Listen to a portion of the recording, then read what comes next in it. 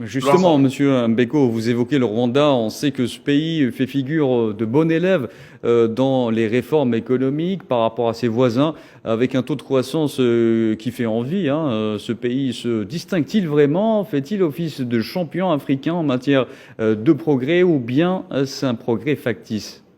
C'est un progrès factice. La première chose qu'il faut rappeler quand même aux gens, parce qu'on ne le dit pas souvent, c'est que le Rwanda est un pays pauvre qui vit de l'aide étrangère à hauteur de 40%.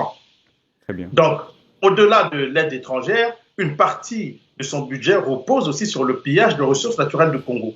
Donc, la question qu'on peut se poser à ce niveau aussi est celle de savoir comment un tel pays peut avoir une richesse importante quand on sait qu'une bonne partie de son économie repose soit sur l'aide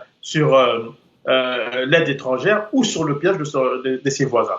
En fait, ce qu'il faut comprendre ici, c'est que l'image du Rwanda est une construction des puissances occidentales qui ont fait de ce pays-là en fait un État pivot en Afrique des Grands Lacs. C'est ce qu'on ne dit pas. Et je veux rappeler ici le premier rapport des Nations Unies sur le pillage du Congo. Dans ce rapport, les experts des Nations Unies qui ont enquêté sur place avaient découvert que la Banque mondiale, par exemple, avait dissimulé dans ses données des éléments qui montraient qu'une bonne partie des revenus du Rwanda étaient liés à l'exploitation illicite et brutale des ressources naturelles du Congo. Et une autre chose aussi qu'il faut dire, oui, c'est que tout récemment, on a découvert que le Rwanda falsifiait des chiffres. Et tout ça a été dissimulé par la Banque mondiale. Justement, oui. Tout cela sera évoqué tout de suite dans un sujet que je vous propose de suivre pour nous mettre davantage dans le contexte. Un sujet qui est signé Karim Bouaziz. Messieurs, restez avec nous. On se retrouve juste après. Paix précaire au Kivu, théâtre où deux camps se toisent nerveusement, des hommes armés, ceux de la RDC et du Rwanda. D'aucuns, surtout les spécialistes, y voient le retour au conflit qui a endeuillé longuement cette partie de l'Afrique des Grands Lacs.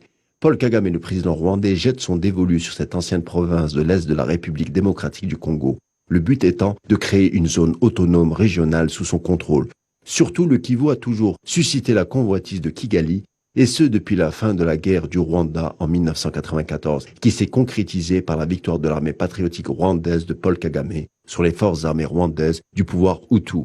Depuis, les conflits régionaux ne se sont jamais estompés pour se déporter vers cette région du Kivu.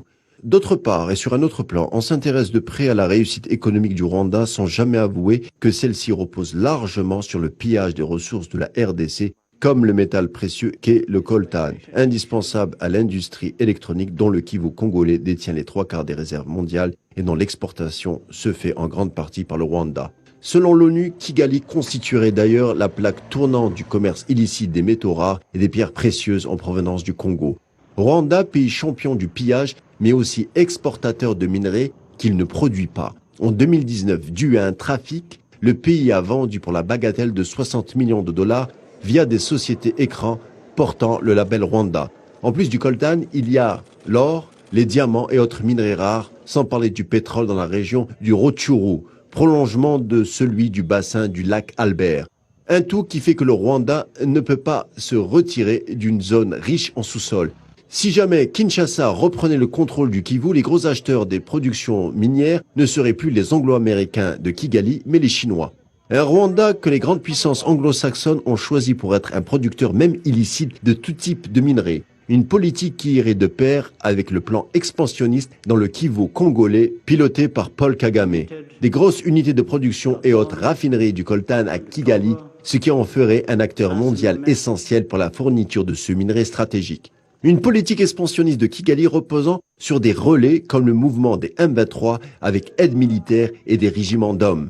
C'est en jouant sur le crédit du génocide rwandais de 1994 et soutenu par les grandes puissances, notamment américaines, que le régime du général Kagame a pu imposer son échiquier impunément en RDC.